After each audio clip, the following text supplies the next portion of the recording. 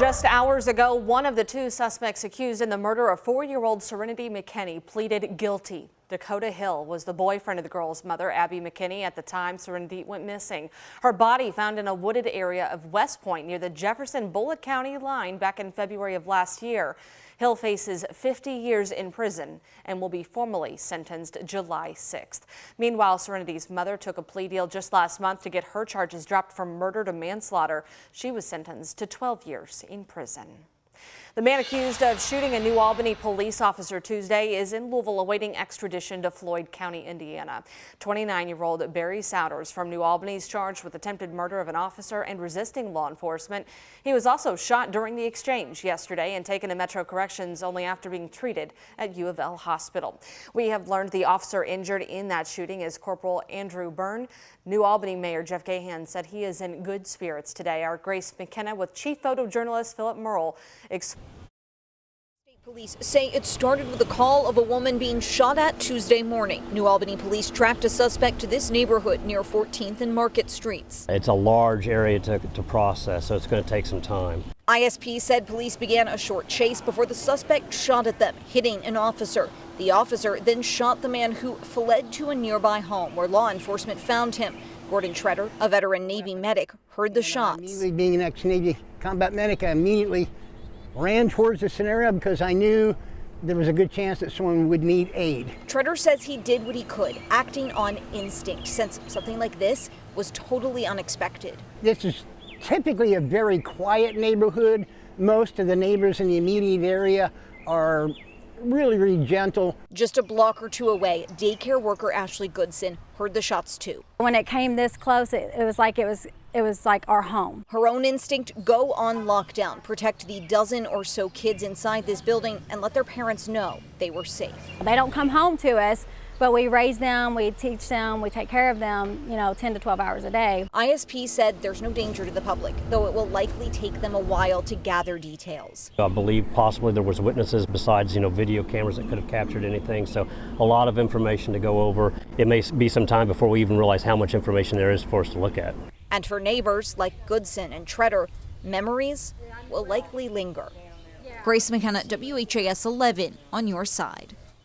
In a statement, New Albany's Mayor Jeff Gahan commended the officers, saying all across the country this type of violence is occurring more and more frequently. Our city's recent investments in new police equipment, facilities, and training are more important now than ever. An Indiana state lawmaker has been arrested accused of drunk driving. State police said Representative Jim Lucas crashed his vehicle into a guardrail on 65 in Indiana 11's interchange just north of Seymour. A police spokesperson said the vehicle was found north of Seymour with heavy damage, and officers stopped Lucas as he was walking nearby. He was arrested after troopers conducted sobriety tests and released from the Jackson County Jail after posting bond. Well, police recovered a body from the Ohio River last night near Captain's Quarters. It was discovered around 9:45. LMPD was joined by Anchorage Fire and EMS along with the Coast Guard in that recovery effort. We have not received confirmation on a name or if this may be the man who went overboard early Sunday morning in that same area. The Old National Bank branch in downtown Louisville is moving to a new location nearly 2 months after a gunman opened fire, killing 5 of his colleagues inside. The shooting happened April 10th in the Preston Point building on Main Street. In a statement, Old National Bank said it is moving out of respect for the employees killed and those impacted. It plans to open that new branch by June 26th in a space once occupied by Stockyards Bank. Old National is staying downtown and will be in the Mercer building there at 4th and Market. We are focusing on the uptick in violence across Louisville, and it's evident in the numbers you're seeing there right on your screen. According to LMPD, officers have responded to 181 non-fatal shootings so far this year. That's up from 12% from last year. And Metro Police reporting 72 homicides, now up about 7%. This is especially concerning for Metro leaders as school prepares to let out for the summer, many last days tomorrow. Our Taylor Woods and photojournalist Ian Hardwitt looked into the plans from community leaders to keep kids safe during break.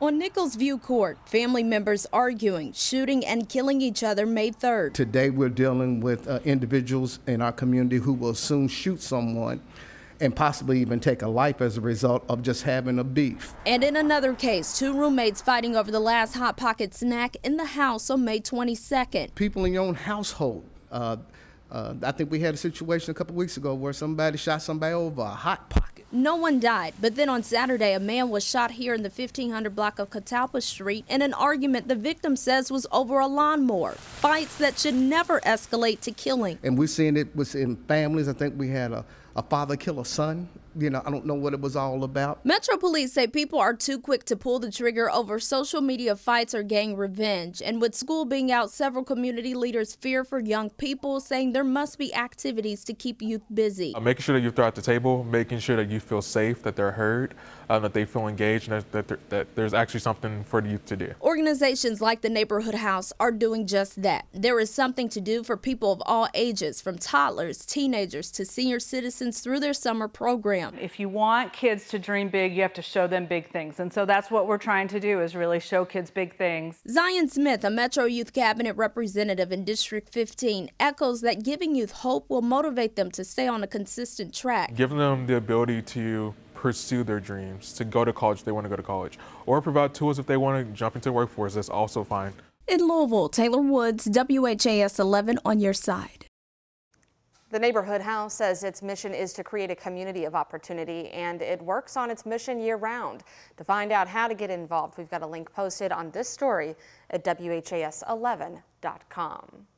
Members of a national horse racing oversight group will be at Churchill Downs today investigating that string of horse deaths over at the track. 12 horses have died there since mid-April. Yesterday, in response to all of that, the Horse Racing Integrity and Safety Authority, or WHAS11, held an emergency summit of equine veterinarians.